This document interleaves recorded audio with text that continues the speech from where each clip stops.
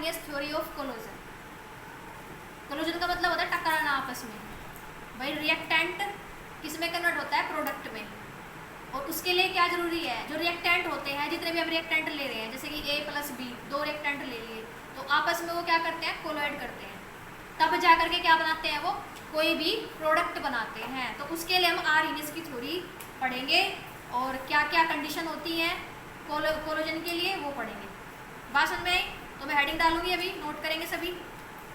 थोड़ा सा जरूर लगाओ आप, जो दिखाई नहीं दे रहा। Arrhenius theory of कोलोजन। कोलोजन के लिए सबसे पहले क्या होना जरूरी है? Reaction occurs when molecules of reactant colloid with each other.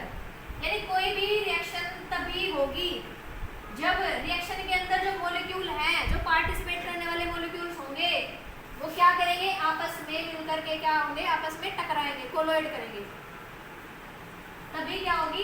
कोई भी रिएक्शन होगी। बात समझिए, कोई भी रिएक्शन करा रहे हैं तो उसमें रिएक्टेंट ले रहे हैं, तो रिएक्टेंट के जो मॉलिक्यूल्स हैं आपस में क्या होंगे? कोलोइड होंगे, टकराएंगे आपस में। टकराने के बाद ही कोई रिएक्शन होगी। क्या बात समझ में आई? जैसे कि A ले लिया मैंने और ये ले लिया B, ये रिएक्टेंट हो गए दोनों। ये प्रोडक्ट कब देंगे? ये प्रोडक्ट कब देंगे? जब ये मॉलिक्यूल इस मॉलिक्यूल से क्या होगा? टकराएगा आपस में। बात समझ में आई? तब जाकर के क्या बनेगा? कोई भी प्रोडक्ट बनेगा। ये फर्स्ट पॉइंट समझ में आ गया। सेकंड पॉइंट लिखेंगे, देखिए अब देखिए दूसरा पॉइंट क्या कहता है? It is necessary for the molecules to collide in the appropriate direction. यानी कि जब भी रिएक्टेंट आपस में टकरा रहे हैं तो उनकी दिशा, उनकी डायरेक्शन कैसी होनी चाहिए? निश्चित होनी चाहिए। बात समझ में आई? जहां पर वो टकरा रहे हैं ना, जहां पर वो टकराव हो रहा है, उसके लिए एक निश्चित डायरेक्शन होनी चाहिए। टकराने की जो दिशा होगी, डायरेक्शन होगी, वो कैसे होनी चाहिए? निश्चित होनी चाहिए।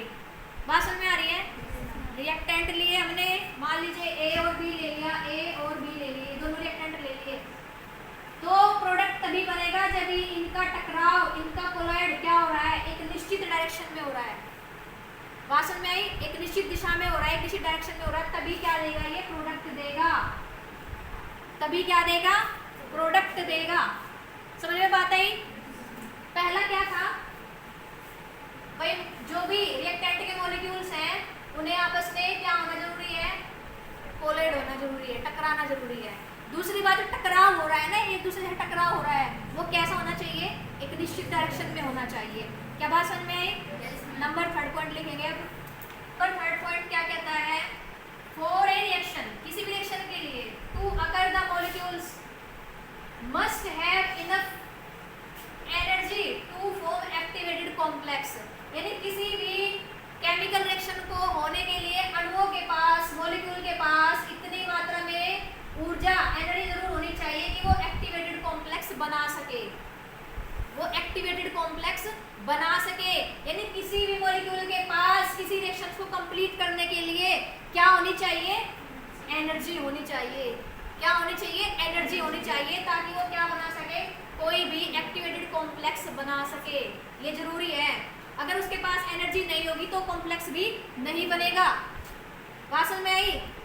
कॉम्प्लेक्स कब बनेगा? एक्टिवेटेड कॉम्प्लेक्स कब बनेगा? जब मॉलिक्यूल के पास क्या होंगे?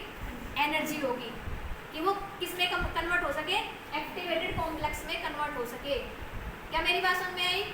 नंबर थर्ड पॉइंट समझ में आ गया सभी को कि मॉलिक्यूल के पास इतनी एनर्जी जरूर होनी चाहिए कि क्या वो रिएक्शन को कंप्लीट कराने के लिए क्या बना सके?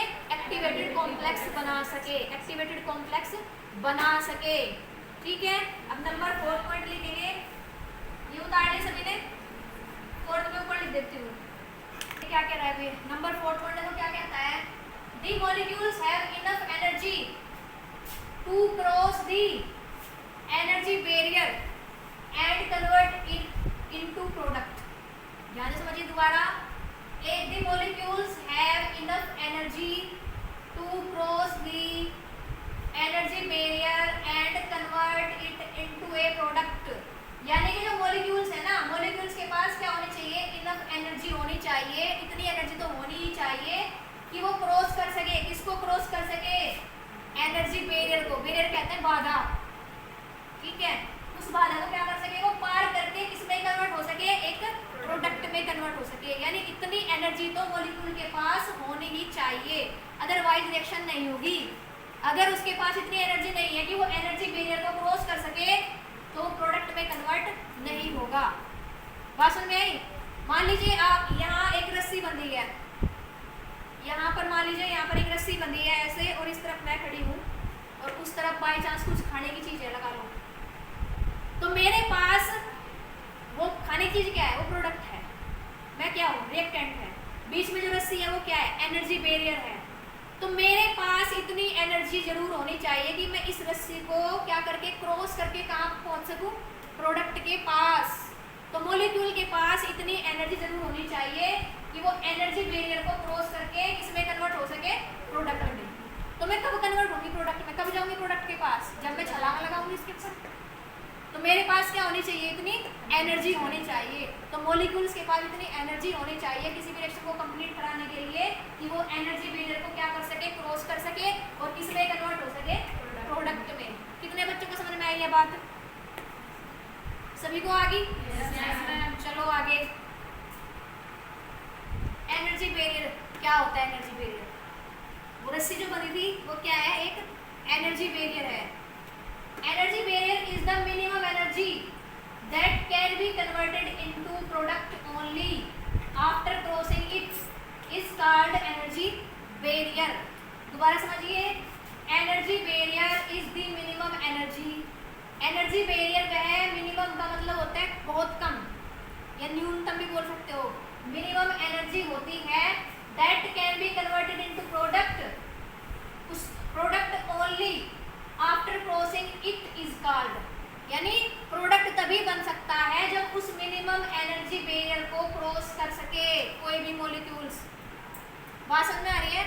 या कोई भी रिएक्टेंट, भाई रिएक्टेंट से क्या बनना है, प्रोडक्ट बनना है। तो रिएक्टेंट से प्रोडक्ट कब बनेगा, जब उस मिनिमम एनर्जी बैरियर को क्या कर लेंगे, वो क्रॉस कर लेंगे। रिएक्टेंट उस, भाई एनर्जी बैरियर लग गया बीच में, तो उस एनर्जी बैरियर को क्रॉस कर लेंगे तभी तो किसमें कन्वर्ट होंगे, वो प्रोडक्ट में कन्वर्ट होंगे। तो वो क्या होती है, मिनिमम एनर्जी होती है। क्या होती है, मिनिमम एनर्जी। वह मिनिमम एनर्जी होती है, वह मिनिमम एनर्जी होगी जिसे पार करने के बाद ही, जिसे क्रॉस करने के बाद ही क्या बनता है, कोई प्रोडक्ट बनता है। एनर्जी बैरियर क्या है, मिनिमम एनर्जी होगी उसकी, तो उसको क्रॉस करने के बाद ही क्या बनेगा, प्रोडक्ट बनेगा, अदरवाइज प्रोडक्ट नहीं बनेगा। इसे हम क्या कहते हैं, एनर्जी बैरियर कहते हैं। तो वो मिनिमम एनर्जी होती है। बात समझ में आई? जिसको क्रॉस करने के बाद ही क्या बनता है, प्रोडक्ट बनता है। सिंपल है बिल्कुल ये।